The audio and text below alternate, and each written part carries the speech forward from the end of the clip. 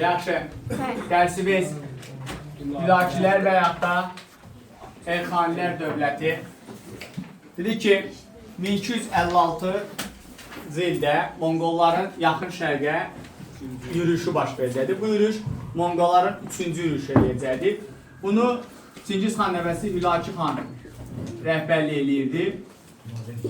1256-1258-ci illərə əhatə edib böyük bir yürüyüş idi. Burada məqsəd, baxın, burada hər zaman keçən və dediyimiz kimi uşaqlar çaşırlar burada ki, Azərbaycan işğal məsələsidir. Azərbaycan işğal məsələsi deyil. Azərbaycan tutulmuşdur. Yeni ərazilər tutmaq və müstəqil hakimlər ləğv eləməkdir.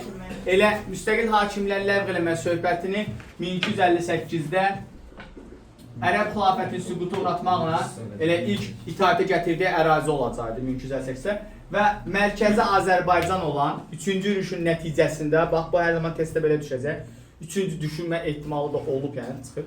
3-cü yürüyüşün nəticəsində mərkəzi Azərbaycan olan yeni dövlət olan Elxanilər dövləti yaranacaq. Elxanilər və yaxud da Hülakilər dövləti 1258-dən 1357-yə qədər davam edir. Təqribən sakit olur. 99 və 100 ilə qədər davam edəcək. Dövlətin yaradıcısı Hülaki xan olmuşdu. Hülaki xan qısa müddət ərzində köçəri əyanları mərkəzi hakimiyyət tabi güclü mərkəzi bir dövlət yaradacaqdı və belə deyək də Azərbaycanı tamamilə hakimiyyətə ələ alacaqdı. Şirvanşah hökmdarı 2-ci Axıstanı tabi eləyəcəkdi. 2-ci Axıstanı tabi eləyib. Şirvanşahları tabi eləmək, yəni 2-ci Axıstanı tabi eləmək və yaxud da Şirvanşahlar da doğrusu, Saci, Salari, Səlcuq, Eldəniz, Monqollar. Baxın, Hülakilərə ayrı verirsiniz, Monqollara ayrı verirsiniz. Yenə deyirəm. Saci, Salari, Səlcuq, Eldəniz, Xərəzmşah, Monqollar və Hülakilər. Şirvanşahlara tabi eləmək xüsusiyyəti verirsiniz. Hülaki xanın dövləti yaratdığı gündən etibarən Azərbaycan Hülakilər İmperiyasının tərkibinə daxil olduğu gündən etibarən Azərbaycan Qızıl Ordu ilə mübarizə aparmışdır. Qızıl Ordu şimaldan gəlirdi. İndiki Rusiya ərazisini hücum edir. Və buna görə də Hülaki xan şimalda çoxlu qarnizonlar saxlayacaqdı. Şimalda dediyimiz, yəni Şimali Azərbaycanda çoxlu qarnizonlar saxlayırdı. Sonra Şimali Azərbaycanda çoxlu qarnizonların saxlanması Ərəb xilafətinə oxşar cəhətdir, Sasaninin oxşar cəhətdir. Yəni şimalda güclü ordunun saxlanması ki, yəni hücumların qarşısını alsın. Dövlətin paytaxtı 1-ci Marağa şəhəridir, 2-ci olacaqdı Təbriz, sonra Sultaniyə yenə Təbriz olacaqdı. Yəni 2 dəfə Təbriz olub, qalan Marağa Sultaniyə.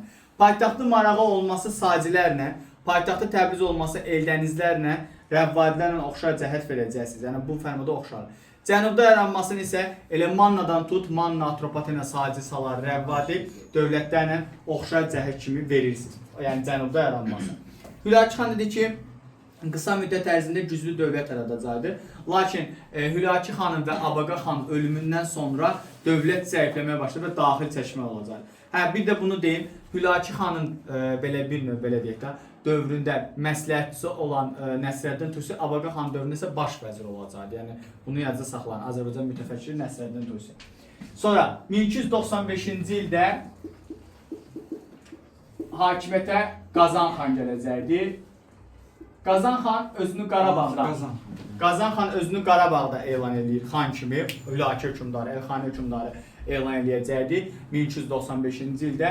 Qazan xan hakimiyyətə gələndə dövlət siyasi cəhətdən zəifləmişdi və daxili pərakəndəlik dövrünü keçirirdi və bunun qarşısını almaq üçün o bir neçə sayda islahatlar keçirəcəkdi. Onlar hansılar olacaqdı? Birinci torpaq, vergi, məhkəmə, dini, rabitə və ticarət islahatları. Gələk, bu sıralama ilə yazsam da, amma bir xüsusiyyətlərin bunu əzbər bilməsiz hər zaman da düşür. Yerli əhalini, yəni Azərbaycan xalqını öz tərəfinə çəkmək üçün dini islah keçirir və İslam dinini qəbul edir özü. İslam dinini qəbul edir və bununla da Mahmud ləqəbi alır. Uşaqlar, testdə hər zaman uyğunluqda bilirsiniz necə düşür və hər uşaqda bunu tez zamanda yəni götürür uyğun kimi. Qazan xan İslam dinini qəbul edilməsi Azərbaycanda İslam dininin yayılmağa başlanması. Və yaxud da Qazan xan İslam dinini qəbul edilməsi Azərbaycanda İslam dinini möhkəmləmək. Xeyr, bu cümlələr yanlışdır, bu fikir yanlış. Çünki biz 7-ci əsrdən etibarən müsəlman idik və İslam idik. Onsuz da Qazan xan yerli feodalları, Yəni Azərbaycanda imtiyazlı şəxsləri öz tərəfinə çəkmək üçün İslam dinini qəbul edəcək. İslam dini qəbul eləmək Məhəmməd Peyğəmbərlə oxşar cəhətdir, Satıq Buğra xandan oxşar cəhətdir. Yəni oxşarlıq kimi Satıq Buğra xan və Məhəmməd Peyğəmbər. Amma din dəyişdirmə götürəndə Konstantin, 2-ci Vaçe, sonra Xlodvig, Satıq Buğra xan, Məhəmməd Peyğəmbər, yəni bunların hamısını verə bilərsiniz. O forma gedir də, yəni hamısı gedir. Din dəyişdir. Söhbət şəxsiyyətdən gedir. Onlar onsuz da xristian idi. Xristianlıq rəsmi şəkildə qəbul edir. Yəni dövlət səviyyəsində qaldı. Onların din dəyişdirmənin arası yoxdur. Əlaqəsi yoxdur. İndi lakin İslam dini qəbul etmək Monqol əyanlarının bütpərəst olan, tanrıçı olan, tengriçi olan Monqol əyanlarının üsyanına səbəb olacaq. Bütün bu üsyanları yatıracaqdı və mərkəzi hakimiyyəti möhkəmləndirəcəkdi. Dini islah keçirdi, bildik, bura qədər problem yoxdur. Keçək torpaq islahatına.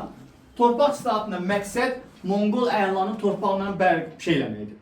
Bir növ onları təmin eləməkdir. Torpaq islahatı hansı torpaqlara əsasdır? Rusqan eləmək. 1. Divan, dövlət torpaqları, İncu, bizim keçdiyimiz xas xalisə torpaqlar var. Bunlarda adı dəyişib İncu. Bir də Bayrat torpaqlardır. Bayrat isə boş qalmış torpaqları. İndi gəldik. Divan, İncu, Bayrat torpaqları hesabına xidmət edən Monqol əyanlarına verilirdi iqta. İqtanın mövcudluğu hülakiləri Ərəb xilafəti ilə, Sacı Salar, Rəvvadi, Şəddadi, Şirvanşahla, Eldənizlərlə, Səlcuqlarla oxşar cəhət verirsiniz. İqta verəcəkdir. İqta sahibi dövlətin xidmət elədiyi müddətdə o iqta onda qalacaq. Əgər ölürsə, onun yerinə davamçısı davam eləmirsə, iqta onun əlindən alınırdı. Yox, davam edirsə, iqta ona veriləcəkdir. Davamçısına, oğluna veriləcək ki, xidməti davam elətdirsin. İqtanı almaq, satmaq, bağışlamaq qəti qadağandır. İcazə yox idi. Xan buna icazə vermirdi. Burada məqsəd Monqol əyanların güclənməsinin qarşısı almaq. Boş qalmış torpaqları hərbiçilərə paylanması Qazan xanı Xosrov Ənşiravanın oxşar cəhətidir. Onsuz da bütün hökmdarlar iqta paylayır. Bunu oxşarlıq kimi vermirlər. Amma boş qalmış torpaqların paylanması Qazan xandan Xosrova oxşar cəhət verir. Vergi islahatı. Birinci vergi islahatı keçirilən hökmdarlara baxaq. Yox, ümumilikdə elə şey yox. O kəndlilər məsələsi. Vergi islahatına.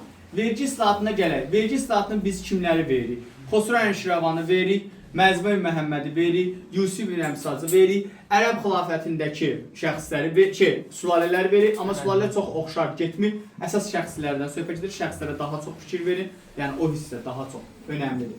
Vergi islahatı, xüsusiyyətdən əzbərləməsi, kəskin mübahisə şəraitini həyata keçirdi. Verginin yığılması mərkəzi divana tapşırılacaqdı və vilayət hakimlərinin verginin yığılmasına müdaxilə etməməsinə qarşı salınacaqdı. Bir də Xosrovu da deyəsən vergi islahatını, mən dedim deməli. Burada necə olacaq? Mərkəz divandan bir nəfər gəlir icarə üsuluna. Məsəl üçün, deyək ki, mən dövlətin məmuruyam, düzdür. Dövlət mənə kağız verir, icazə kağızı verir. O kağızı alıram mən, icazə və gəlirəm bir qəsəbədən 3 illiyinə vergini mən alıram.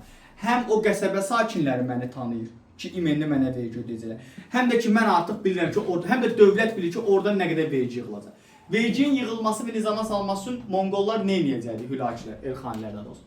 Qazan xan idi, böyük panolar hazırlayacaqdı bunun kimi. Verginin yığılma miqdarı, nə qədər vergi ödəyəcəklər, nə vaxt ödəyəcəklər, kəndli bunların hamısını biləcəkdir.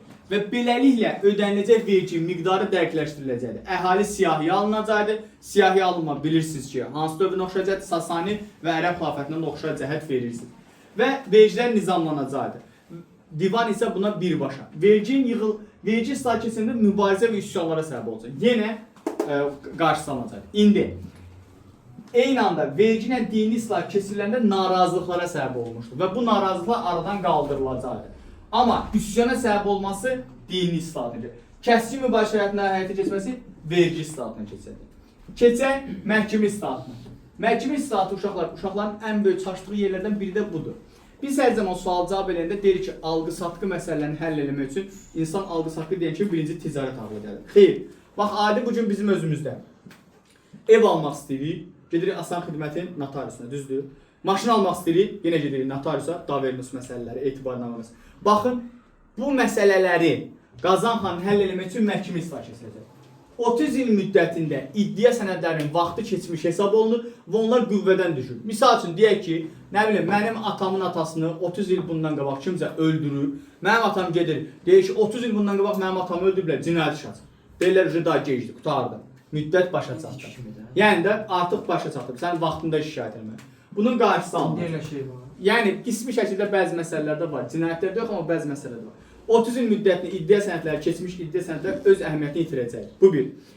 Məhkəmələrə layiqli din xadimləri seçiləcək. Yəni ədalətli din xadimləri, qazılar seçiləcək.